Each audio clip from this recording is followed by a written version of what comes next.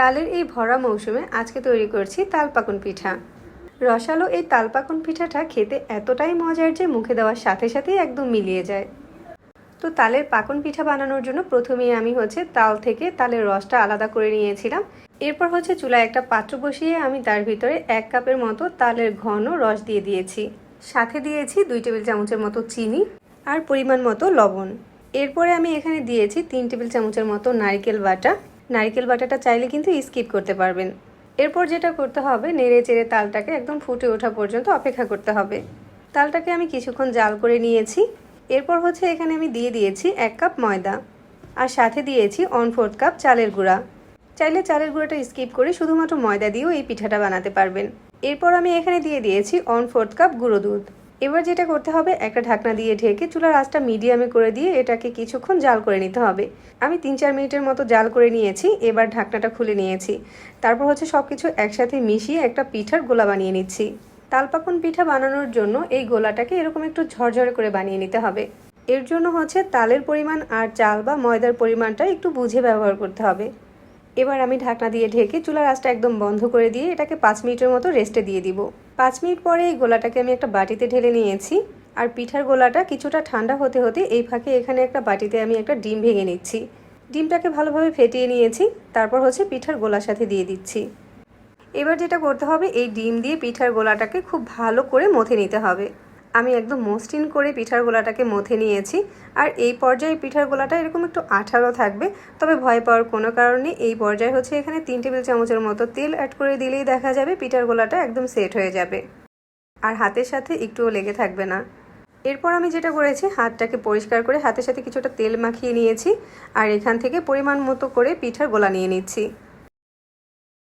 এরপর এই পিঠাগুলোতে ডিজাইন করে নিতে হবে। আমি আমার মতো করে পিঠাতে কয়েকটা ডিজাইন করে নিয়েছি। আর এই ডিজাইনগুলো করা খুবই সহজ।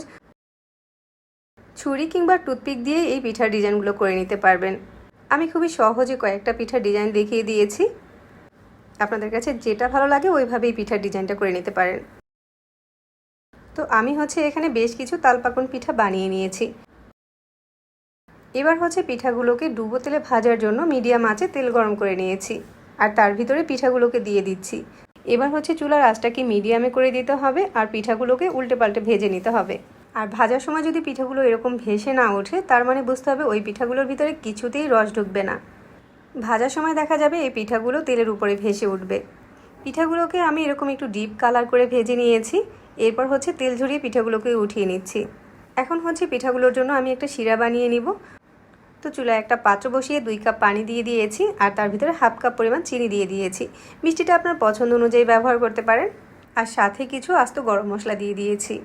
শিরাটা যখন এরকম একদম ফুটে উঠবে তখন এটাকে চুলা থেকে নামিয়ে নিতে হবে। এবার আমি যেটা করেছি, একটা বাটিতে পিঠাগুলোকে নিয়ে নিয়েছি আর এই পাত্রেই আমি পিঠাগুলোকে শিরাতে ভিজাবো। পিঠাগুলো বিছিয়ে দেওয়ার পরে উপর থেকে গরম শিরাটাকে দিয়ে দিচ্ছি। শিরাটা চুলা থেকে নামিয়ে সাথে সাথে এভাবে পিঠার উপরে দিয়ে দিতে হবে। এখন এই পিঠাগুলোকে আমি 2 ঘন্টার মতো রেস্টে দিয়ে দিচ্ছি।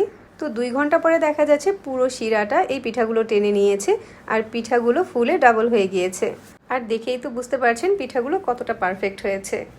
পিঠাগুলো শিরাতে ভিজে একদম রসে টইটুম্বুর হয়ে গিয়েছে। তালপাকুন পিঠাটা খেতে কিন্তু খুবই মজার হয়। এই সিজনে একবার হলেও তালের পাকুন পিঠাটা বানিয়ে খেয়ে দেখবেন। চাইলে কিন্তু পিঠাগুলোকে দুধের শিরাতেও ভিজাতে পারেন। পিঠাগুলোকে আপনি যতটা বেশি সময় ধরে রেস্টে দিবেন, পিঠার রেজাল্টটা অতটাই ভালো আসবে। তো সহজে সব রেসিপিগুলো পাওয়ার জন্য আমাদের পেজ ফলো করে রাখতে পারেন আর সেই সাথে চ্যানেল সাবস্ক্রাইব করতে পারেন।